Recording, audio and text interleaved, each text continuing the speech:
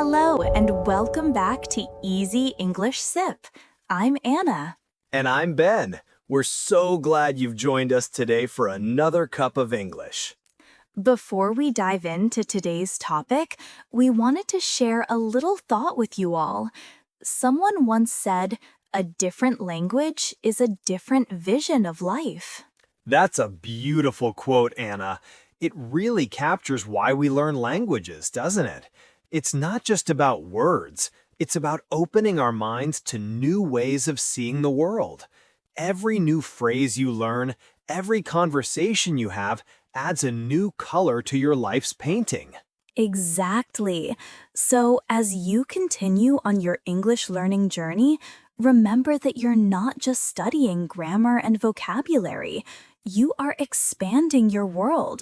Keep going and be proud of every step you take. Speaking of expanding our world, Anna, I had a great time on my trip to Chicago last month. Oh, that's right. You went for that music festival. I bet it was amazing. Did you have any trouble finding your way around? Not really. We covered that in our last episode, so I was well prepared with asking for directions. But, the first challenge is always when you arrive at your hotel. On my Chicago trip, I arrived late at night, my phone was almost out of battery, and for a minute I couldn't find my reservation email. My heart was beating so fast. Oh no, that sounds stressful. I've had that moment of panic too. What did you do? Luckily, I found it in my junk folder, but it reminded me how important that first interaction at the hotel is. A smooth check-in really sets a positive tone for the whole trip. It really does. And sometimes, even when you have your reservation, things don't go as planned. I once arrived at a hotel in the UK and they told me my room wasn't ready yet. I had to wait for an hour in the lobby with all my bags. Oh, that's tough when you're tired. Or sometimes you get to the room and it's not quite what you wanted. Maybe you wanted a view of the sea, but your window looks at a brick wall. Exactly.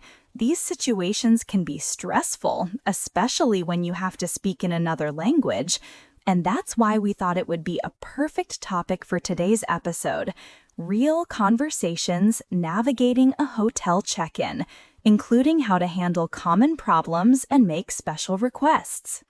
Great idea, Ben. Let's start with some essential vocabulary. First, let's talk about room types. We know single room for one person and double room for two people, but you might also see a twin room. That's a good one. A twin room has two separate single beds. A double room usually has one big bed. And if you want a really big, nice room, you can book a suite, which often has a separate living area. Exactly. Now, let's talk about things inside the room. You might want to keep your passport or laptop safe. For that, you use the safe. And there's often a small fridge with drinks and snacks, which is called the minibar. Be careful, the minibar can be expensive.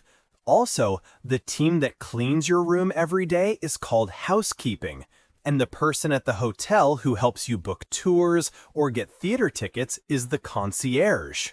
Great additions. Finally, let's cover payment. The hotel might ask for your credit card to pay a deposit, and when you leave, you check out. You can ask for the bill or an invoice, and after you pay, you get a receipt.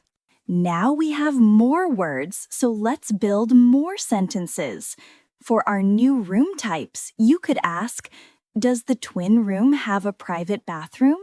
Or, how much is it to upgrade to a suite? And for the things in the room, you can ask, how do I use the safe? Or, are the drinks in the minibar free? They usually aren't. You can also call the front desk and say, could you please send housekeeping to my room? You just used two very important words, Ben: how and how much. This brings us to our grammar focus for today, using WH question words to get information. This is a super tool for travelers. Excellent idea. Let's start with the most common one, what. You use what to ask about things. For example, we already learned, what is the Wi-Fi password? You can also use what time for asking about time, like, what time is checkout? Next up is where. This is for asking about location. It's simple, but so important. For example, where is the elevator? Or, where can I find the swimming pool? And the one I used, how. You use how to ask about the way to do something. For example, how do I connect to the Wi-Fi? Or you can use how much to ask about price. Like you said, Anna, how much is a room with a sea view? Perfect. Let's add one more. When?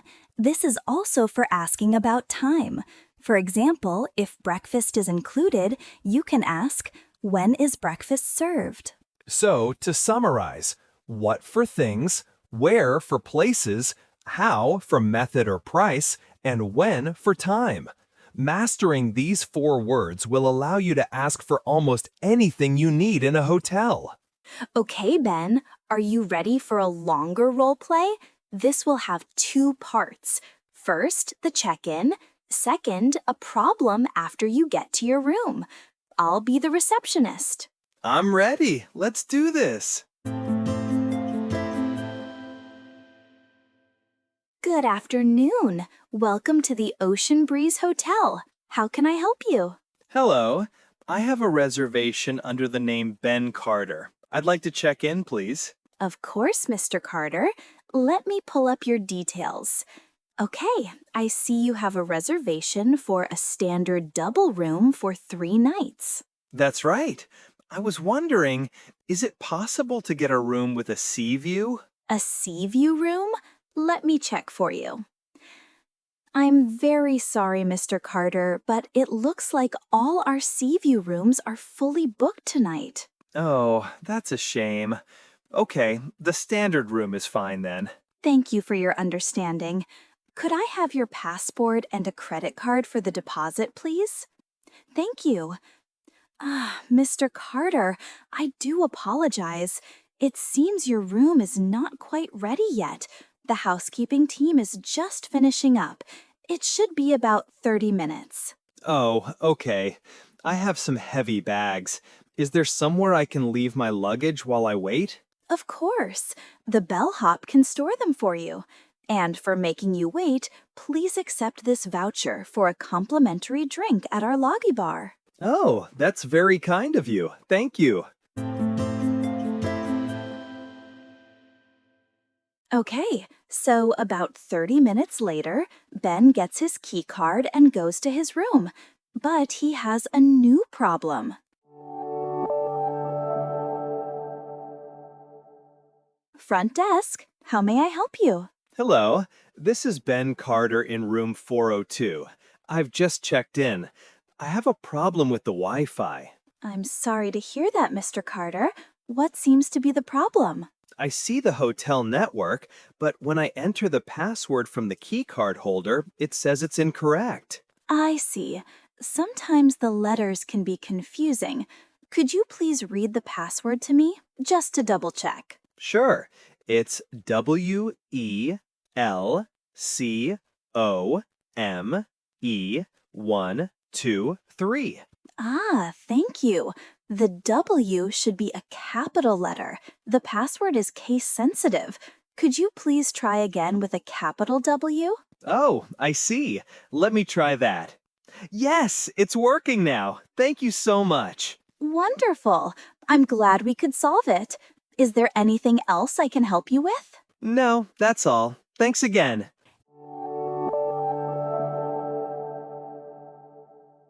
And scene. See how a simple phone call can solve a problem? The role play felt much more complete with that second part. Definitely. And we added even more useful phrases. Before we wrap up, let's add a few more tools to our listeners' toolkit. There are some situations and words we haven't covered yet. Good idea. Let's call this section Bonus Round, Extra Phrases and Grammar. First, let's talk about arrival and departure times. Sometimes your flight arrives very early. You can email the hotel and ask for an early check-in.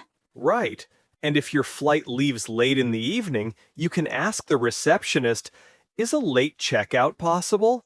This means you can stay in their room for a few extra hours, but sometimes you have to pay extra. Here's another useful word, fully booked.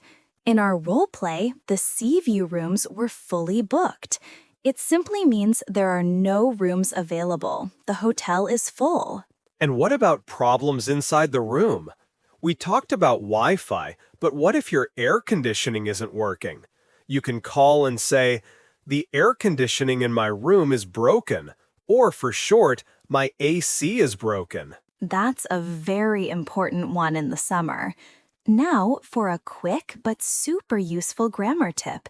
In part 4, we learned to use WH questions to ask for details. But what if you just want to know if something exists? For this, we use is there and are there. Excellent point. The rule is simple. Use is there for one thing, a singular noun. For example, is there a swimming pool? You are asking about one pool. And you use are there for more than one thing, a plural noun. For example, are there any restaurants nearby? You're asking about multiple restaurants. It's a very common and useful way to ask about hotel amenities. Exactly. And now for that cultural tip we mentioned. In many countries, especially the United States, it's customary to tip the hotel staff who help you. That's a great point. For example, if a bellhop helps you with your bags, you might give them $1 or $2 per bag. It's a way of saying thank you for their service. And one last bonus phrase. If you are leaving early in the morning, you can call the front desk and say, could I schedule a wake-up call for 6 a.m., please? It's much more reliable than your phone alarm sometimes. And that brings us to the end of another Easy English Sip. We hope this expanded episode gives you everything you need to feel confident at a hotel. And for some extra challenge for you, to really let this new information sink in, we suggest you listen to this episode 3 times. The first time, listen at a slower speed without subtitles. Just try to understand the main ideas. The second time, listen at the same slow speed, but this time with subtitles. This will help you connect the sounds with the words. And the third time, listen at a normal speed or even 1.2 times speed without subtitles again. See how much more you can understand compared to the first time. It's a great way to see your progress.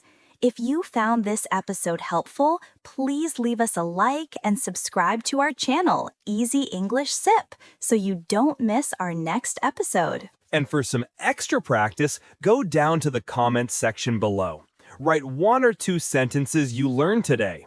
For example, could I have a receipt, please? Or, I have a problem with the Wi-Fi. Yes, we would love to read your comments and see you using the new phrases. It's the best way to practice. Thank you for joining us today. Keep practicing, and we'll see you next time.